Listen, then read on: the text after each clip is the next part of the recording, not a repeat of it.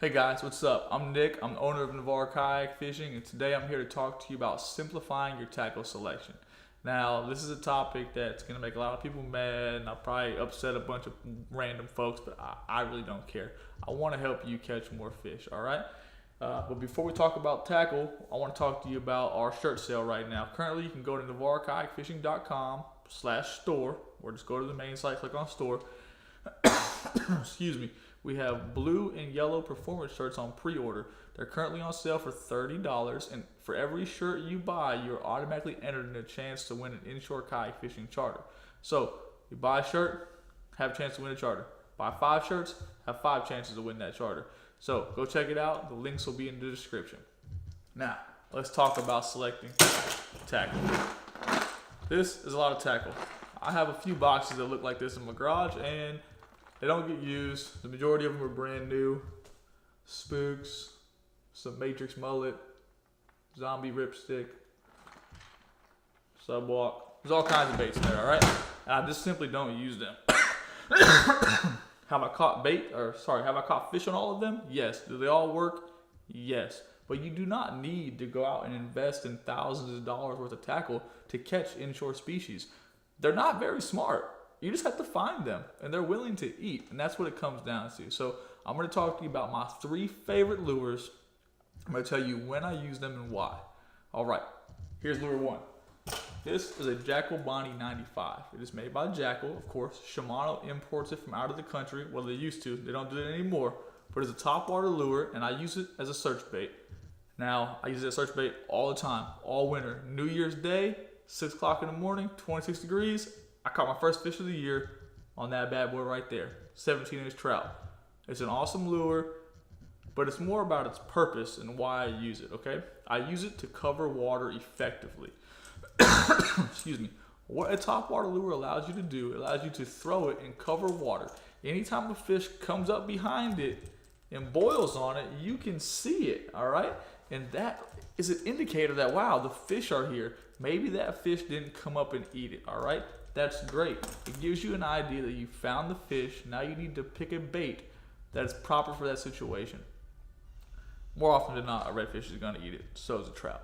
But if they miss or they're reluctant to strike it, then you can switch it up because you found the fish. But there's no reason to fish an area for 3 hours and not have a bite or any indicator that there are fish there. So I highly recommend always starting out with the top water, especially if you're learning an area or just learning to fish. Pick up a top water, figure it out, watch some videos, give me a call, and get out there and look for some fish. Now, once you find those fish, all right, maybe they were coming up.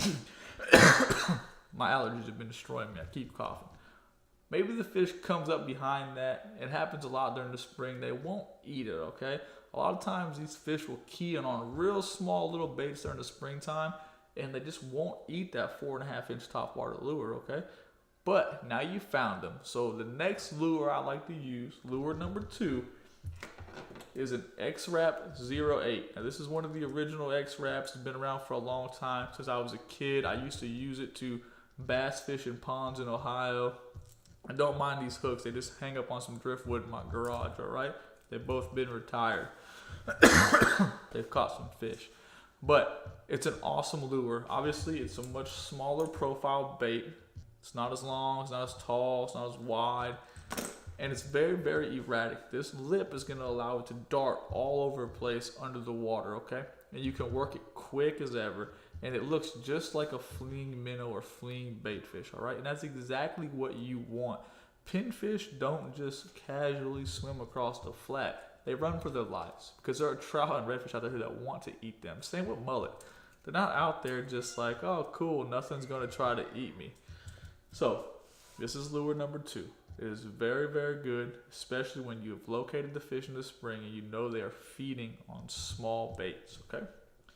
Lure number 3 is a lure that I have my clients throw the majority of the year, okay? 1, it doesn't have treble hooks. Excuse me. 2, it's very, very easy to use. It requires little to no skill. Just cast it out there and a few twitches and pops and you're in the game, okay? And that is a Matrix Shad. They make a whole bunch of different colors, but I use one color realistically. This is ultraviolet. Every once in a while I'll throw a pink one depending on the location, but I use an ultraviolet. 1/4 ounce jig head, you know, it's a 3-inch bait, so it does a great job of replicating a shrimp. If you bounce on the bottom, you can swim it like a bait fish. It's just very, very versatile, okay? I will have my clients use a 1/8 ounce jig head the majority of the time. What that does is it allows them to fish shallow grass flats, say 2 feet of water, without reeling in excuse me, without reeling in grass every single time. So lure number 3 is a matrix shad.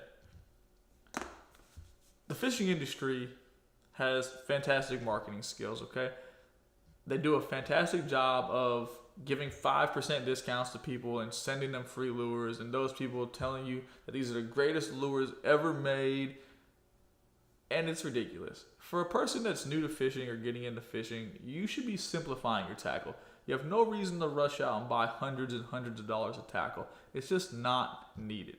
So I'd recommend going to the store, finding a top water, a jerk bait, and a soft plastic. Buy one of each and walk out. Don't sit there all day. Don't pick 15 different colors because they all work. Okay? Pick a natural color and hit the water. You will catch more fish by going fishing than spending money on Amazon or at the tackle shop or anywhere else.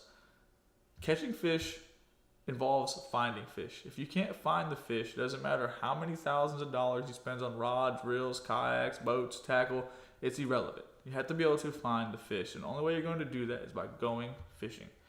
There are 1 billion pro staff members in this country that are willing to sit down and tell you that this pencil is the best fishing lure ever made because they got 20% off it and free shipping. All right?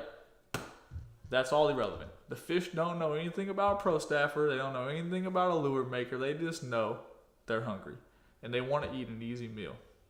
So I recommend 3 lures. Pick a topwater, Rapala, whoever. Pick one. They all make good lures, okay?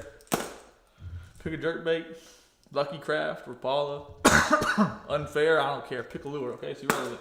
Make your Shad, Slayer, DOA. There's about 14,000 of them, okay?